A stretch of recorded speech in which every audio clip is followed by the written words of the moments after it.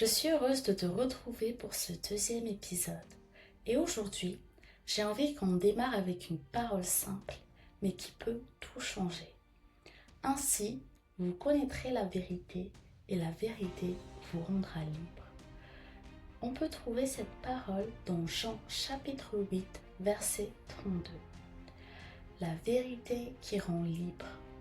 On en parle souvent, mais est-ce que tu t'es déjà demandé pourquoi certaines personnes connaissent parfaitement la Bible, récitent des chapitres entiers et pourtant quelque chose manque dans leur vie?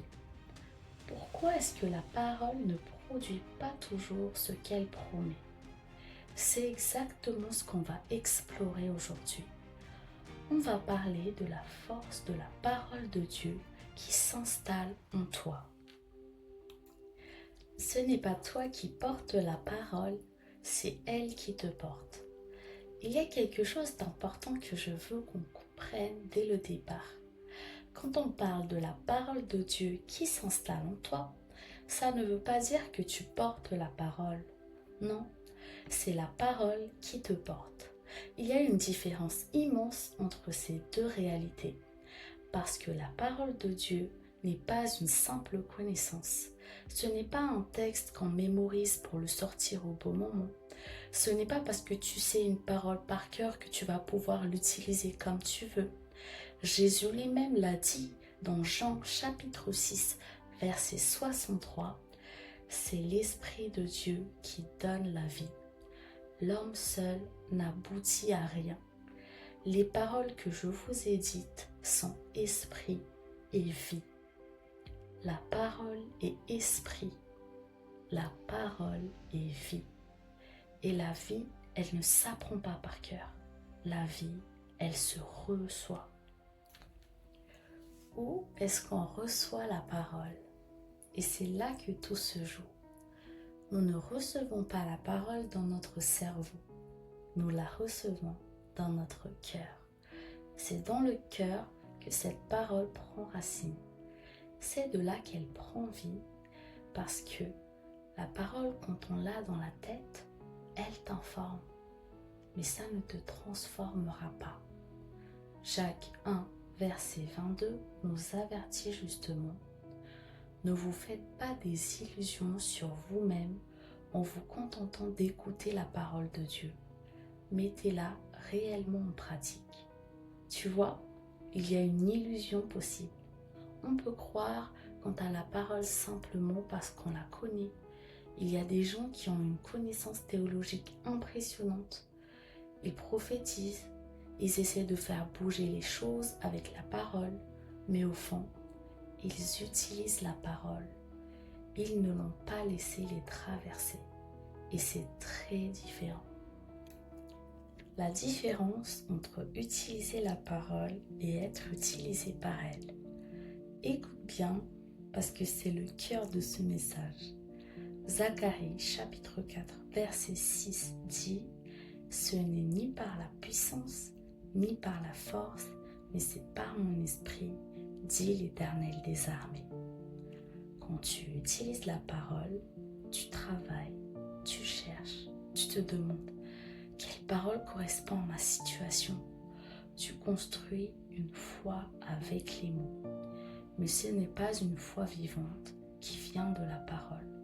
C'est une foi qui se cherche dans la parole. C'est fatigant et souvent ça reste stérile.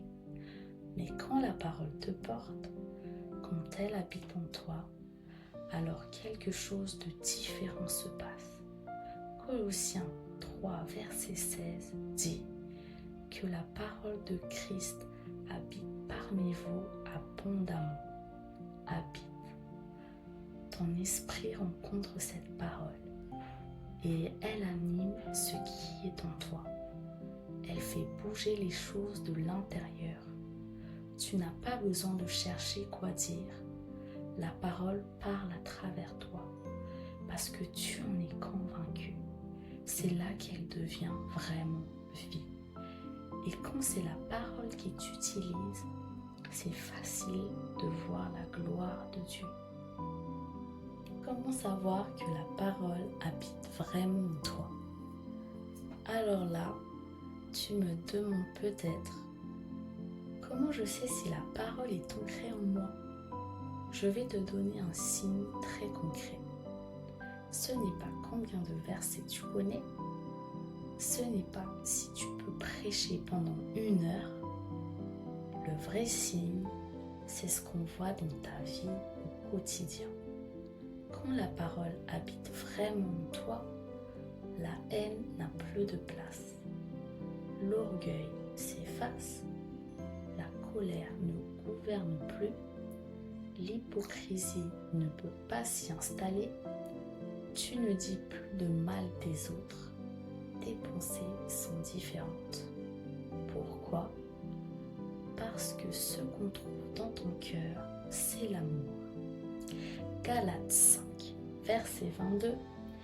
Mais le fruit de l'esprit, c'est l'amour, la joie, la paix, la patience, la bonté, la bénité, la fidélité, la douceur, la tempérance.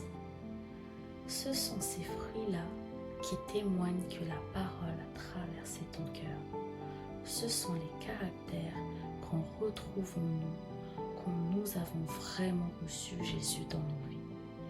Et ça ne s'invente pas, ça ne se joue pas, c'est une vie qui se voit. Alors, je te laisse avec cette question aujourd'hui. Est-ce que tu utilises la parole ou est-ce que la parole te porte?